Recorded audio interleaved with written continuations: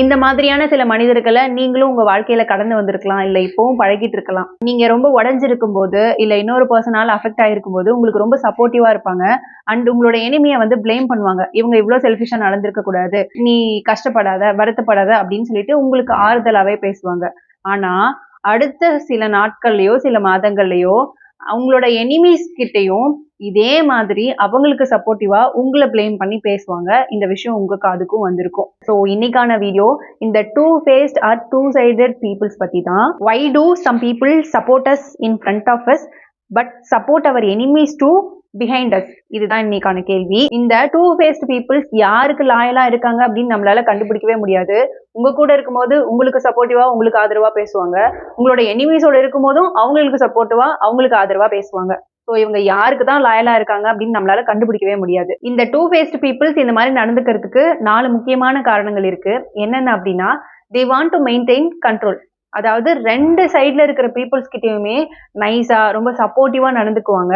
2 பேர்கிட்ட இருந்துமே இன்ஃபர்மேஷனை கலெக்ட் பண்ணிக்குவாங்க. அந்த இன்ஃபர்மேஷன் தான் அவங்களோட பவர் அப்படின்னு ஃபீல் பண்ணிக்குவாங்க. அண்ட் எல்லா சுச்சுவேஷன்லயுமே அவங்க வந்து ஒரு குட் பர்சனா தான் வெளியே தெரியணும் அப்படின்றதுல ரொம்ப ஆர்வம் காட்டுவாங்க. அதுக்கு நிறைய மெனக்கடவும் செய்வாங்க. இவங்க எல்லா இடத்துலயும் நல்ல பர்சனா தெரியணும் அப்படின்ற காரணத்துக்காக தான் யார் கூட இருக்காங்களோ அவங்களுக்கு ஏத்த மாதிரி சப்போர்ட்டிவாவே பேசுவாங்க.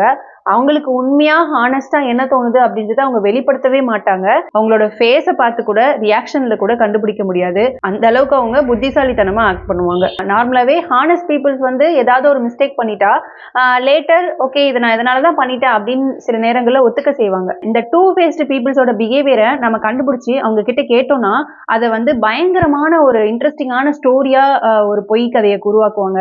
அந்த உண்மையை ட்விஸ்ட் பண்ணுவாங்க.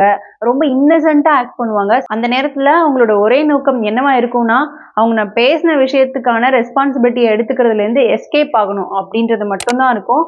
அதுக்காக என்ன வேணா அவங்க டிராமா பண்ணுவாங்க. அண்ட் கடைசியா they use people for validation. அதாவது எல்லார்கிட்ட இருந்துமே ஒரு குட் அட்டென்ஷன் அவங்களுக்கு வந்துகிட்டே இருக்கணும் அப்படின்னு எக்ஸ்பெக்ட் பண்ணுவாங்க. அதனாலவே எல்லா தரப்பு மக்களையும் வந்து ஹாப்பியா வச்சுக்கணும், சந்தோஷமா வச்சுக்கணும் அப்படின்றது தான் அவங்களோட எண்ணமா இருக்கும். ஈவன் அது இன்னொருத்தவங்களுக்கு துரோகம் இழைக்கிறதா இருந்தாலும் கூட அதை செய்ய அவங்க தயங்க மாட்டாங்க. இந்த டூ ஃபேஸ்ட் பீப்புள்ஸ் எப்பவுமே தனக்கு ஒரு மாஸ்கை போட்டுக்கிட்டே இருப்பாங்க. அவங்களோட உண்மையான முகம் இருக்கு இல்லையா, மாஸ்க்கு பின்னாடி அந்த முகத்தை வேற யாருக்குமே வெளிப்படுத்தவே மாட்டாங்க. ஏன்னா அவங்களுக்குள்ள ஒரு ரொம்ப ஸ்ட்ராங்கான ஒரு பிலீஃப் அவங்களோட உண்மையான முகத்தை வெளிப்படுத்தினா வேற யாரும் விரும்ப மாட்டாங்க அப்படின்னு இருக்கும். ஸோ இந்த சில காரணங்கள்னாலதான் இந்த டூ ஃபேஸ்ட் பீப்புள்ஸ் இந்த மாதிரி நிறைய டிராமாஸ் எல்லாம் பண்ணிக்கிட்டு இருக்காங்க. இந்த பீப்புள்ஸ் கிட்ட நீங்க எந்த வகையிலுமே லாயல்ட்டியோ இல்ல ஒரு ட்ரூ ஃப்ரெண்ட்ஷிப்பையோ எக்ஸ்பெக்ட் பண்ணவே முடியாது. ஸோ பெட்டர் அவங்க கிட்ட இருந்து கொஞ்சம் நீங்க ஒதுங்கி இருக்கிறதே ரொம்ப நல்லது. Hope you understand this. Thank you to all.